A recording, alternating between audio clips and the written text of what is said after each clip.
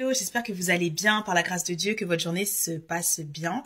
Alors, en vrai, de base, je dis petite story time, mais je peux pas dire petite parce que c'est un grand témoignage dans le nom de Jésus-Christ que j'ai eu à cœur de partager avec vous.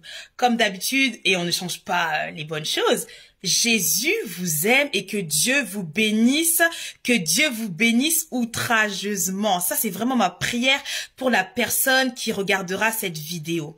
Alors, aujourd'hui, je sais pas, j'avais eu à cœur de sortir. En fait, hier, j'étais pas sortie de chez moi. Et puis, je me disais, mais Seigneur, c'est bizarre et tout. J'ai l'impression que j'étais sortie et tout. Et en fait, dans mes rêves, tellement j'étais dehors, vraiment en plein soleil, en pleine lumière. Parce que je me suis dit, mais je suis sortie ou pas? Bref, l'esprit me dit, non, on n'est pas sorti. Mais vous connaissez un peu les songes et tout, bref. Et puis aujourd'hui, je sens que je lis ma Bible tranquille, je tombe sur un passage, ça m'a fait tellement rire. Et la Bible c'est magnifique, lisez la Bible, pardon. Dans la Bible, il y a tellement de trésors. Et il y a tellement de... Franchement, il y a des fois, en tout cas, j'ai rigolé. J'arrivais pas à lire le passage, tellement j'arrêtais pas de rigoler. Ça, c'était la joie de l'esprit, vous voyez un peu. Et puis, je sens que, oh, Saint-Esprit, aujourd'hui, on va sortir, on dirait, en tout cas, j'ai hâte de sortir et tout aujourd'hui et tout. Et après, qu'est-ce qui s'est passé? À un moment donné, je sens, mets de l'huile d'onction dans la maison. Parce que c'est vrai que je sentais, j'ai dit, mais attends, donc quand on dit que chez nous, c'est chez Jésus, il y en a, ils ont décrété que non. Bref, le Seigneur me dit où mettre l'huile d'onction et tout, voilà. Parce que le Saint-Esprit parle à ses enfants et je ne comprends toujours pas comment les enfants de Dieu ne sont même pas dérangés de ne pas entendre la voix de leur Seigneur. Et pourtant, vous entendez très bien la voix de l'ennemi. Eh oui, voilà. Donc autant entendre la voix du Seigneur Jésus, le Saint-Esprit, l'Esprit de Dieu et qui est Dieu lui-même. C'est lui qui parle à ses enfants et c'est lui qui nous ouvre les portes du surnaturel. C'est pour ça qu'évidemment, les gens sont bien tranquilles lorsqu'on ne connaît pas le Saint-Esprit, évidemment. Parce que le Saint-Esprit, c'est celui qui va crier haut et fort ce que les gens ont discrètement chuchoté, voilà. Donc, il nous révèle aussi les plans des méchants. Donc, c'est important. Bref, il me dit, mets de l'huile d'onction et tout. Et puis, il me restait beaucoup d'huile sur ma main. Et puis, il me dit, oins tes pieds. On dit, oh, je dis, on dirait aujourd'hui là. Hein. Et puis, alors que j'étais en train de me préparer, le Seigneur me dit, mets ce haut. Je dis, ok, je mets ce haut blessed et tout. Après, j'ai mis mon foulard. Et puis, en fait, je sens que le Seigneur, il me dit, mets tous les bijoux Malohami Création sur toi. Malohami Création, c'est la marque de bijoux que Dieu m'a inspirée, qui a été très fortement combattue, je vous dis la vérité. Mais, ils ont qu'à combattre, on ne nous mettra jamais à terre, surtout si ça vient de Dieu.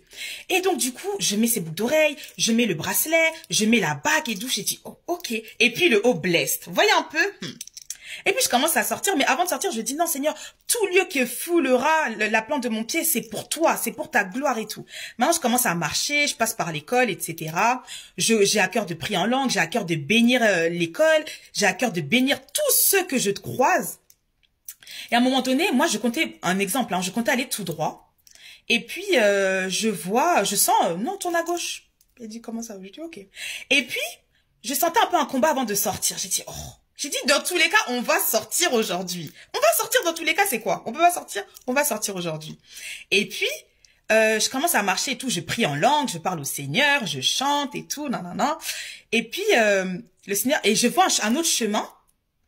Et je dis, Seigneur, on peut passer par là. Il me dit, non, pas aujourd'hui. Il me dit, continue à contourner. Et je vois un monsieur.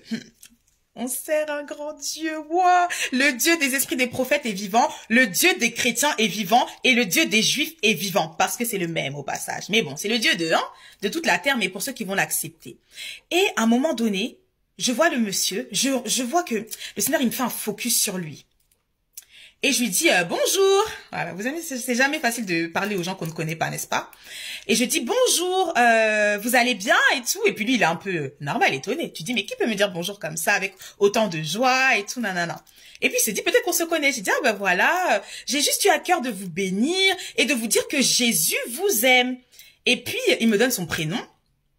Et après je lui parle et je lui dis mais bref, on commence à parler et puis je sens enfant.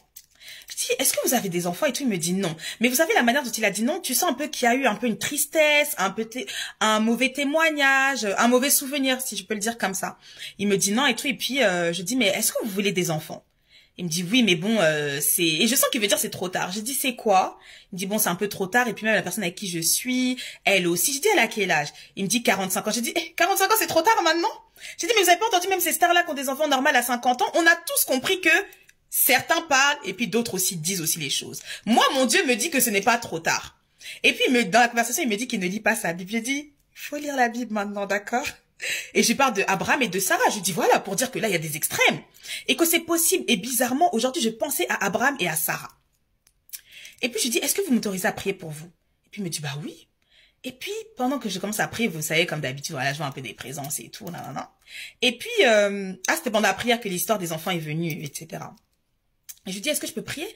Et puis j'ai à cœur de prier pour qu'ils puissent avoir des enfants, que les paroles qu'on a rejetées sur leur vie soient brisées, chassées.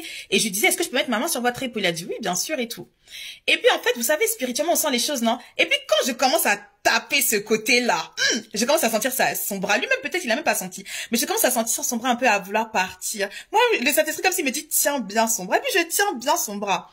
Et puis je décale, puis tout d'un coup, bam, je vois jumeau. J'ai dit, préparez-vous, hein. J'ai dit, préparez-vous. Parce que lorsque Dieu bénit, c'est de manière outrageante, outrageuse, excellente, extravagante, abondante.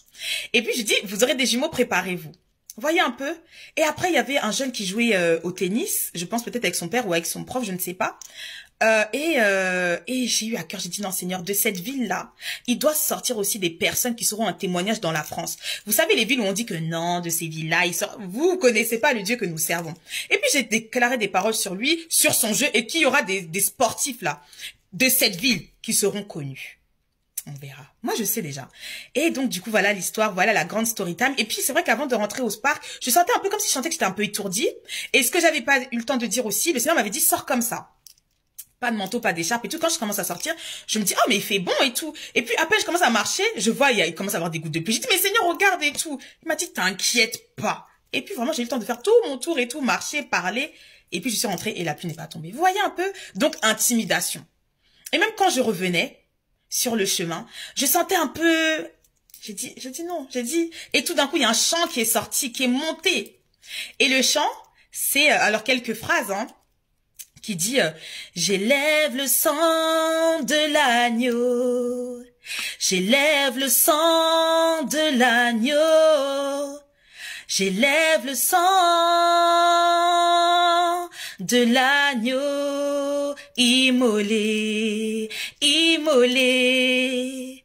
J'élève le sang de l'agneau immolé, immolé. J'élève le sang de l'agneau. Et puis je suis entrée comme ça. J'ai marché, j'ai proclamé le nom de Jésus, j'ai proclamé le sang de l'agneau. Et j'ai dit, waouh, n'est-ce pas un grand témoignage? Donc, moi, je sais pourquoi j'ai eu des secousses, parce qu'on sait très bien quand je sors là, il y a toujours un témoignage. On n'a pas fini de parler de Jésus. Même si on nous dit, taisez-vous, on va continuer à témoigner, nous allons continuer à envoyer la bénédiction de Dieu. Parce que pendant qu'on nous dit, taisez-vous, quelle voix est en train de se faire entendre? N'est-ce pas la voix du diable? N'est-ce pas la voix de l'ennemi? Nous allons continuer à parler de Dieu. Et vous savez, même autour de nous, je veux dire même chez les chrétiens, on est capable de nous dire ne donne pas de message. Et le Seigneur m'a dit, il n'y a pas de souci. La chair dehors là, c'est pour tout le monde. Il y en a qui se battent, vous savez, il y en a qui se battent pour avoir la chair de leur pasteur. Ne te bats pas, la chair c'est dehors. C'est dehors. Les âmes sont dehors, elles ne sont pas à l'église. Les âmes sont dehors. Alors faisons notre travail en tant qu'enfants de Dieu. Bénissons, ne maudissons pas. Représentons la lumière de Christ qui est en nous. Et soyons des passionnés de la parole de Dieu. Parce qu'il y aura un temps où ce sera compliqué pour avoir une Bible. Oui, ça va arriver. Ça va arriver. Si déjà aux États-Unis, là, on a commencé à dire qu'on allait remettre la lecture de la parole, là, à l'école, ils savent pourquoi? Ils se sont rendus compte qu'on dirait que, bizarrement, quand tout ça c'était là, on était vraiment une nation forte. Comprends qui pourra. Hein? Voilà. C'est vrai. Et c'est pour ça qu'il est passé. Pourquoi pas? Tu élèves le nom de Jésus au-dessus de tout nom. Et Jésus ne va pas t'aider. Il va t'aider. Il va t'aider. Même si parfois il y a des choses qu'on ne valide pas, bon. Mais tant que le nom de Jésus est prêché, et tant qu'il y en aura qui voudront prêcher le nom de Jésus, la nation sera forte. Alors continuez à prêcher le nom de Jésus. Priez pour vos enfants avant qu'ils aillent à l'école et à leur retour. Parce que parfois on met des choses bizarres dans la tête de vos enfants. Le message est passé. Que Dieu vous bénisse. Jésus vous aime. Et moi aussi je vous aime. De l'amour de Christ. Wouh! Bye!